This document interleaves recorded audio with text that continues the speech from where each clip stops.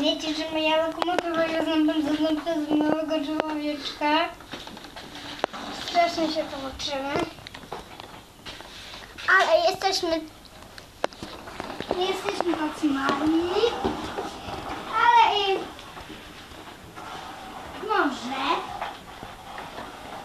musimy to zrobić, że byle jak jeździmy sobie do góry, w górę nie wiem gdzie skręcać. Wszędzie się gubi po drodze. A byłeczkami to nie wiem jak jechać. Jak muszę gdzieś pojechać, to zwalnia mi pociąg też. Ale to jest pociąg zabawka, przecież na